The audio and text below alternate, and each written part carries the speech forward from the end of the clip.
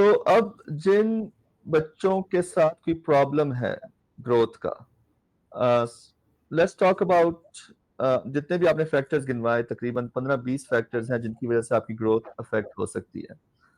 पाकिस्तान में जिन बच्चों को ग्रोथ का प्रॉब्लम है, नाउ यू हैव डायग्नोज कि हाँ इनकी ग्रोथ जो है वो नॉर्मल रेट से स्लो जा रही है, उसमें आप कौन से प्रॉब्लम ज्यादा कॉमनली देख रही हैं? Celiac disease, hypothyroidism, growth hormone deficiency, ये और इसके अलावा एक टर्म हम यूज करते हैं फेमिलियल शॉर्ट स्टेचर, जिसमें पेरेंट्स को लगता है कि बच्चा शॉर्ट है, लेकिन जब हम पेरेंट्स की हाइट लेके उसको प्लॉट करते हैं और उनको बताते हैं कि ये तो बिल्कुल ठीक है, अपनी अम्मी जितना या अपने अब्बू जितना लंबा हो जाएगा बच्चा, तो फिर दे गेट एंग्शियस कि नहीं, हम चाहते हैं ये हमसे भी ज्यादा लंबा हो। तो अब जो अल्लाह ताला ने जो जेनेटिक मेकअप बनाया है उसको तो चेंज आप नहीं कर सकते। तो बस ये ओके। है कि आप बच्चे की डाइट, एक्सरसाइज, स्लीप, इन चीज़ों का ध्यान रखें ताकि जितना उसका जेनेटिक पोटेंशियल है बच्चा वो अचीव कर सके।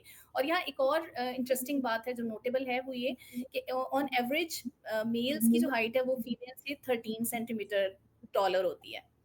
और अगर आप एक फैमिली का एक वो जेनेटिक पोटेंशियल निकाल लेते हैं ना, तो उसमें फिर वेरिएशन 20 सेंटीमीटर्स तक हो सकती है ऊपर-नीचे, यानी कुछ बच्चे एक ही घर में, आप समझिए कि 2 भाई हैं, तो उनकी हाइट में 20 सेंटीमीटर तक का डिफरेंस नॉर्मल कंसिडर होता है। क्योंकि कुछ बच्चे मीन से 10 सेंटीमीटर ऊपर जा सकते हैं, कुछ बच्चे मीन से हम्म। 10 सेंटीमीटर नीचे आ सकते हैं।